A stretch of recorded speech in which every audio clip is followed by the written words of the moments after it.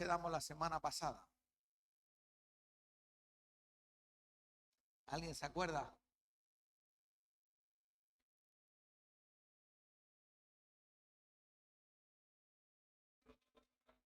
Ahí. Vamos al libro de Jonás. En el libro de Jonás.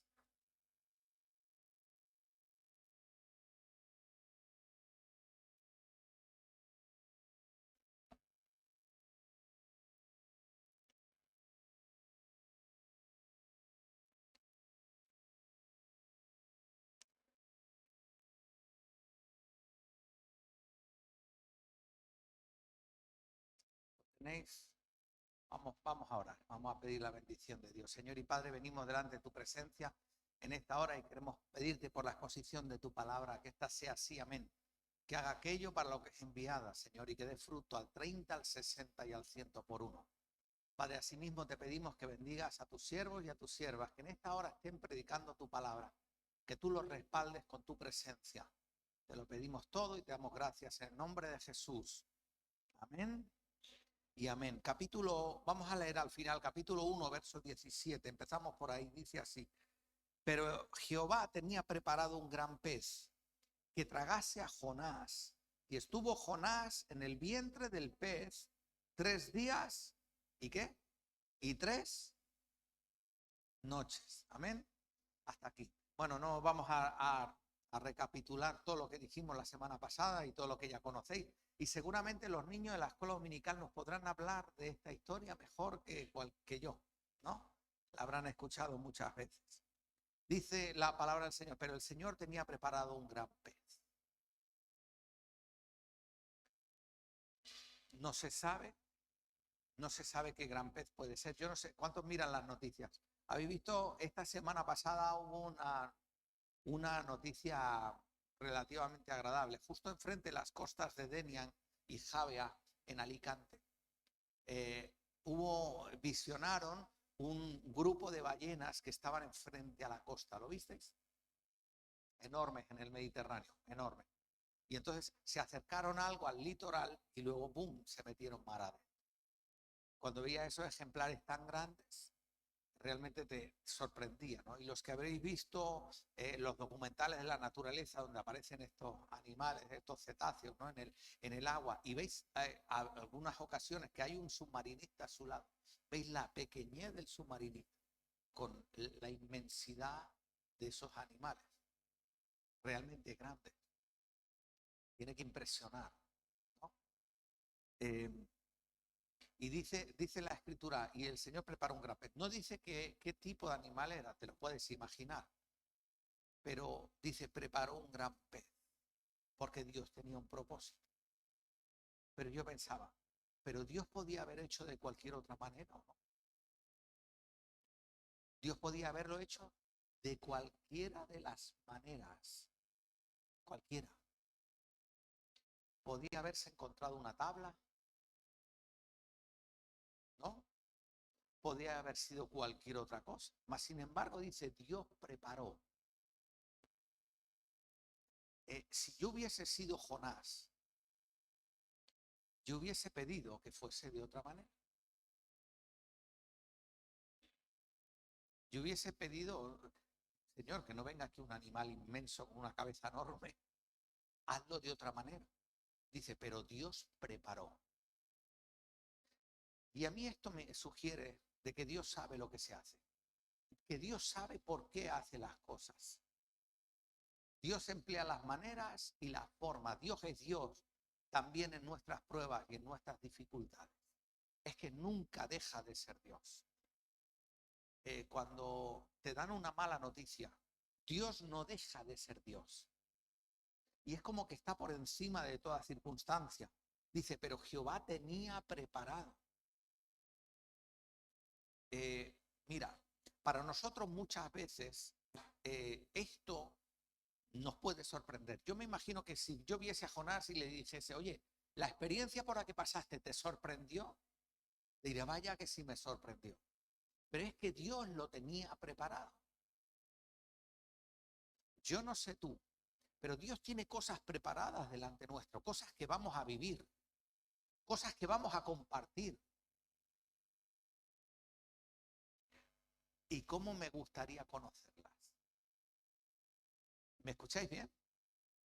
¿Sabéis uno de los grandes misterios que hay? A mí, me gustaría ver la agenda de Dios. Pero Dios no la muestra. Es como tú tienes que andar esta vida por fe. La agenda la tiene Él en su mano. Y tú en todo momento tienes que guiarte por su voz. De lo que Dios diga está bien. Y tener la fe de que Dios tiene todas las cosas en su mano. Si Dios preparó lo que yo tengo que vivir, si Dios preparó esta experiencia por la que yo tengo que pasar, está bien, Señor.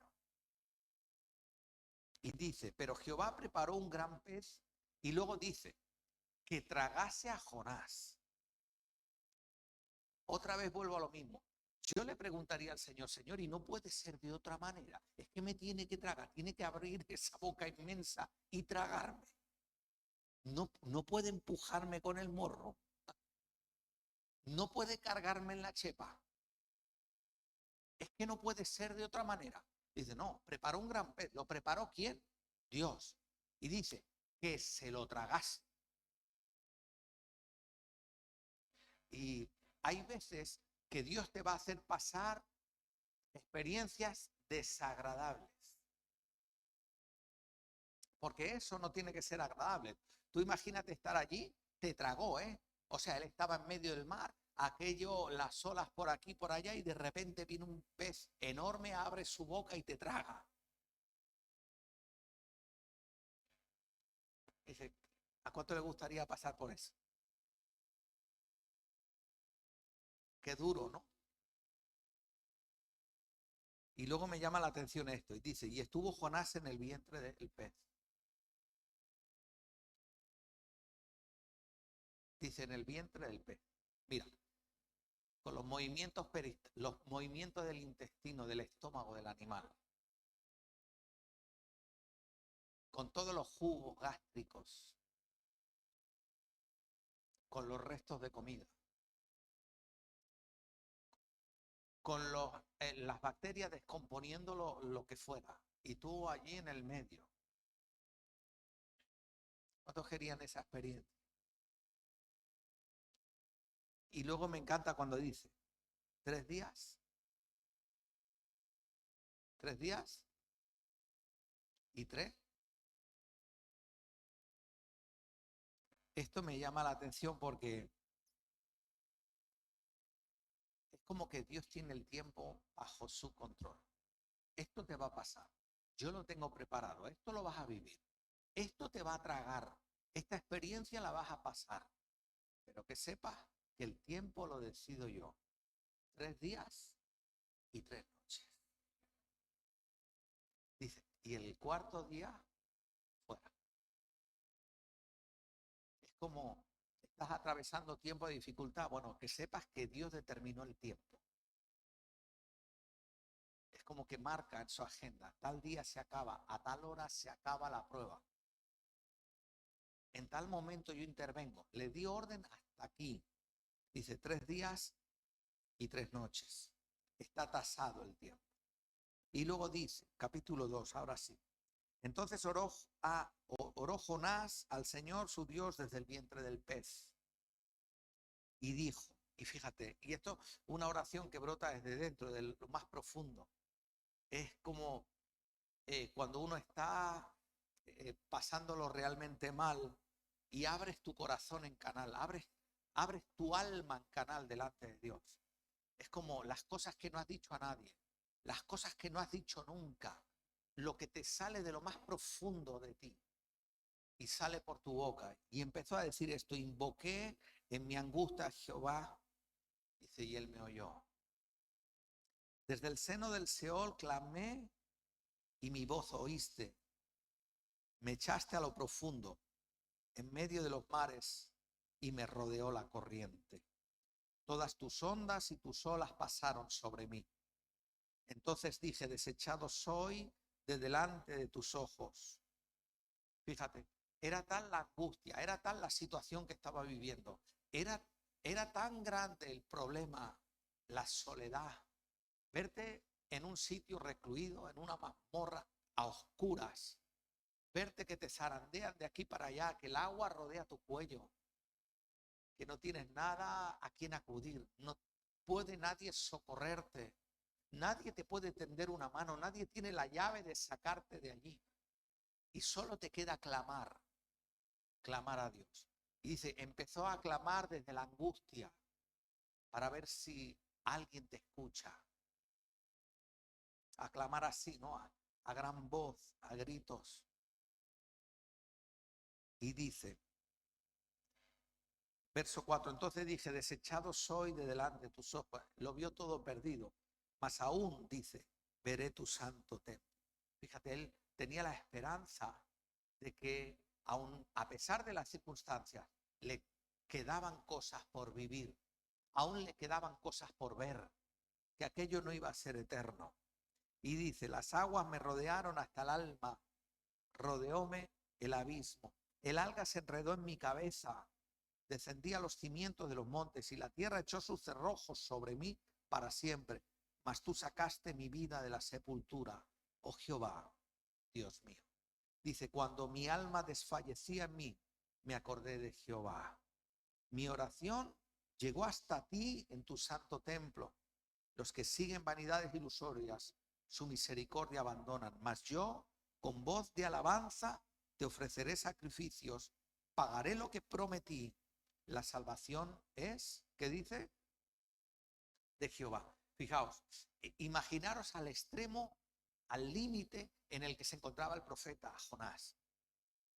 Viendo ya que sus días se cortaban, viendo ya que su vida se había truncado, y dijo, mira, no tengo esperanza. Dice, pero fíjate que en medio de esa situación, si tú lees la oración en concreto, va hablando de sus penurias, va diciendo cómo es su situación, va diciendo cómo se siente, pero en algunos momentos, como a flashes, hay momentos que él recobra la lucidez y se acuerda del Creador y dice, mas tú me oíste, mas tú tuviste misericordia de mí. Fíjate, dice en la oración empieza en el verso 2 y dice, verso 4, entonces dije, desechado soy delante de tus ojos, mas aún veré tu santo templo. Empieza a tener como flashes en medio de una circunstancia difícil que se alarga en el tiempo, como que Dios de vez en cuando te da una palabra, aunque no hayas salido del todo, pero te da una esperanza. Es como que te da un rayo de luz diciendo, mira, saldrás, algo pasará, algo hará. Pero después vuelves a tu misma situación. Fíjate, el verso 5, las aguas me rodearon. Puede decir pero llegará un día que veré tu santo templo otra vez. Dice, las aguas me rodearon otra vez. El abismo, el alga se enredó en mi cabeza, descendí a los cimientos. Dice, la tierra echó sus cerrojos, mas tú sacaste mi vida de la sepultura. Y son esos momentos cuando tú estás en crisis, cuando estás en quiebra, esos momentos que Dios te va dando esos rayos de esperanza, te llega una palabra, te llega algo que te hace coger un poco de aliento, albergar una esperanza, aunque la situación no cambie. Esas palabras que te ayudan, que te dan impulso para seguir adelante, que te dan una fuerza cuando tú no la tienes. Entonces muchas veces Dios actúa así, recordándote sus promesas, recordándote que Él está, que no estás solo, que Dios sostiene tu vida, recordándote las promesas que te dio para que te aferres a ellas, recordándote que de allí se sale. Verso 7, cuando mi alma desfallecía en mí, me acordé de Jehová. Dice, mi oración llegó hasta ti en tu santo templo. Fíjate. Y me encanta porque, fíjate, el verso 9 dice, mas yo con voz de alabanza te ofreceré sacrificios, pagaré lo que, ¿qué dice? Lo que. Bien, aquí hay estudiosos que dicen, no se sabe, puede ser ambos casos, ¿no? Pero puede ser, algunos dicen que es posible que él cuando tenía una relación con el Señor, antes de atravesar esa prueba, le hiciera votos al Señor, le hiciera promesas a Dios diciendo, Señor, mira, si tú me ayudas, si tú me bendices. ¿Y cuántas veces le hemos hecho votos a Dios, verdad? Yo me acuerdo la palabra que habla de eso, tanto en el Antiguo como en el Nuevo Testamento. ¿Te acuerdas de Jacob cuando dice, Señor, si tú en este viaje que tengo que hacer, si yo voy y tú me guardas y me guardas en el viaje y me llevas y me traes con bien, yo haré esto, tú serás mi Dios? ¿Te acuerdas? ¿Te acuerdas en el libro de Hechos, cuando habla de los siervos de Dios, cuando hacían votos al Señor? Hacían votos. Entonces algunos dicen, bueno, quizá él prometió antes, le hizo promesas a Dios. Y cuando viene el tiempo de apretura, diciendo, Señor, perdona, lo he ido postergando, lo he ido dejando allí en el olvido, lo he ido dejando para la última hora, pero lo que te prometí lo voy a cumplir. Y eso cuando uno tiene el agua al cuello, ¿no? Hay otros que sugieren, y pueden ser ambas, que estando en el vientre del pez, estando en el momento de la prueba, en el momento de angustia, allí a oscuras, él le prometió a Dios. Y le hizo una promesa y le dijo, Señor, si me sacas de esta, haré lo que me digas. Ya entendí. Te seré fiel. Dejaré las ataduras, dejaré los vicios, dejaré las cosas que estoy haciendo. Cumpliré mis votos, lo haré. Y entonces por eso dice, pagaré mis votos al Señor. Cuando alguien hace promesa a Dios, tiene que cumplirla. Y no dilatarse en el tiempo, tiene que cumplirla. Y dice, la salvación es de Jehová. Me acordaba porque si tú lees la oración de Jonás, realmente es un hombre en angustia, un hombre en dificultades. Mira, te hablo de mi experiencia, no tiene por qué ser la tuya, pero te la comparto por si te ayudan algo. Las veces que me he sentido más cerca de Dios es cuando peor lo he estado pasando.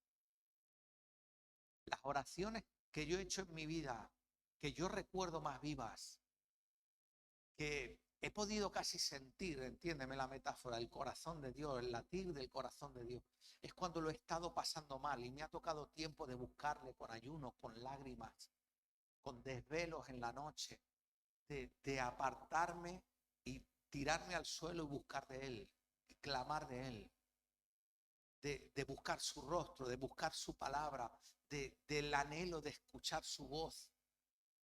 Esos momentos los recuerdo vívidamente. Son las veces que he podido derramar mi corazón y decir, uy, aquella etapa, qué mal lo pasé, pero a la vez, qué cerca de Dios estaba. Y había algo que no sé explicar qué era, pero consolaba mi corazón. Había algo que me hacía tener una paz enorme. Decía, ¿y esta paz de dónde viene en estas circunstancias? Y mira, te digo más, ha habido veces que estaba sufriendo ataques y situaciones difíciles de prueba y tenía dentro de mí un fuego y un gozo que no te sé explicar por qué. Tampoco te sé decir, oye, sé de dónde venía, de Dios, pero no sé decirte por qué razón. Pero estaba gozoso dentro de todo. Había algo que decía, bueno, Señor, yo sé que tú estás conmigo y que lo pasaremos juntos. Algo que no sabría explicarte por qué es como que la presencia de Dios desciende en esos momentos y te consuela.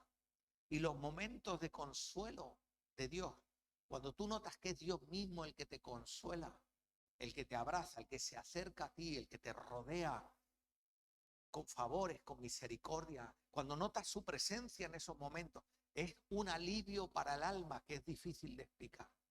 Escúchame, no hay medicamento en el mundo, es que no lo hay. Y si quieres te reto, vete a la farmacia cuando salgamos del culto y le dice a la farmacéutica, a la que esté de guardia, dice, deme usted algo para, no sé, que me quite el rencor. Deme usted algo que me dé una felicidad. Dígale, dígale, deme algo que traiga paz a mi alma. Yo te reto, dile, a ver cómo te mira. A ver si llaman al 061 y dice, vengan a buscar a esta persona. Está en una crisis. sino solo Dios. Pero es que en esos momentos empiezas a notar cómo Dios te cuida. Y allí estaba Jonás. Mira, hay un... Vamos al Salmo 41.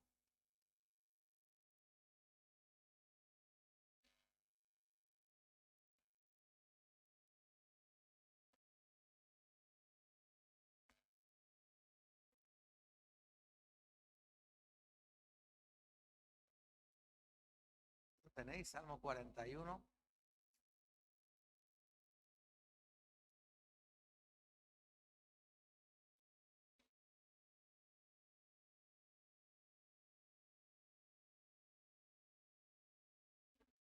Este Salmo de David dice así, 41.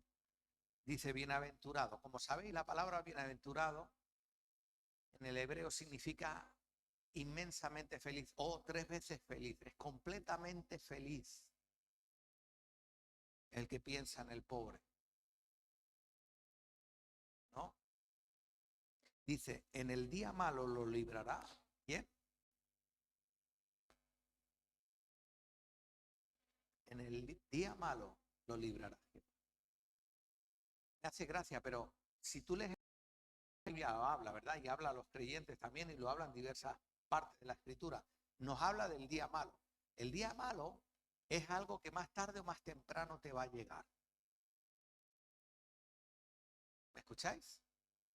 El día malo es algo, así como la llenura del Espíritu Santo es algo que tenemos que procurar, tenemos que buscar llenarnos de Él, nutrirnos de Él, alimentarnos de Él, de que su presencia venga sobre nosotros y nos llene. Y eso es algo que tú tienes que buscar todos los días. El día malo no lo tienes que buscar, ya te vendrá. El día de la prueba, el día de la angustia, el día de la incertidumbre. Y dicen, el día malo lo librará. Verso 2. El Señor lo guardará y le dará vida. Será feliz en la tierra y no lo entregarás a la voluntad de sus enemigos. Y luego dice el verso 3, donde quería ir, Jehová lo sustentará sobre el lecho del dolor, mullirás toda su cama. ¿Qué dice? Su enfermedad. ¿Alguno tiene una versión distinta? ¿Qué dice? Mullirás, ¿qué dice? Tornará su postración en mejoría. ¿Alguno tiene otra versión? ¿Cómo? Sostendrás en su lecho de enfermo. ¿Alguno tiene otra versión? ¿Al qué? Lo alentará en el lecho del dolor. Muy bien. ¿Y alguno tiene otra versión? Venga, ¿quién me lo lee en hebreo?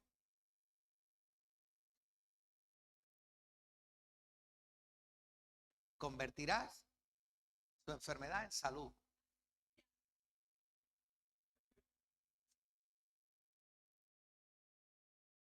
¿Y alguno aquí sabe lo que significa mullirás? Mullir.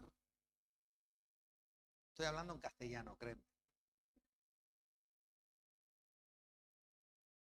¿Ah? A la iglesia hay que venir con el diccionario de la RAE y con la Biblia. ¿Qué es mullir? Dice, porque uno dice, el Señor nos mullirá, gloria a Dios. Vale, ¿y qué es? No sé, pero suena muy bien. ¿No?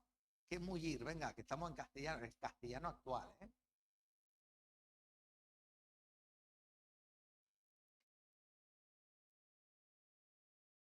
Venga, que los antiguos lo harían. Los antiguos lo harían mullir. ¿Qué es mullir?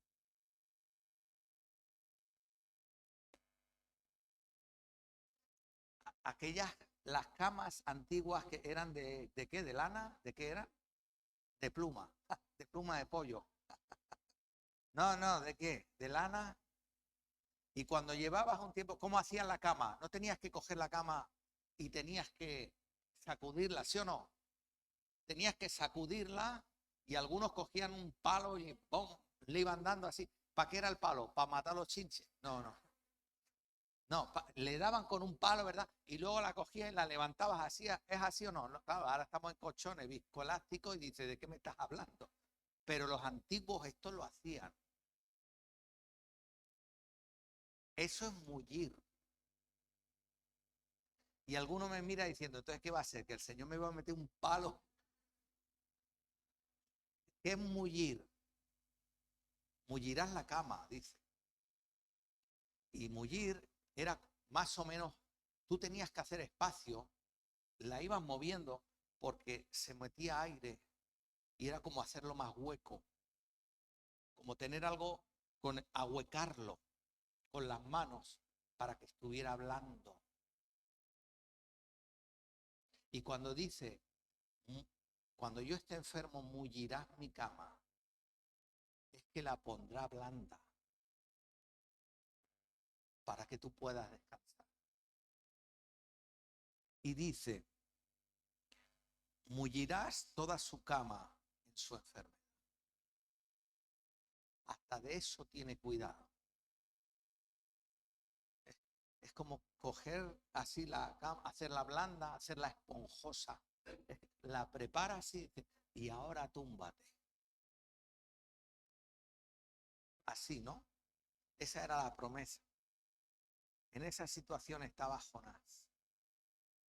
Dice, en el día malo, como coger y decir, bueno, Dios va a preparar todas las cosas, va a preparar mi cama también, va a tener cuidado de mí.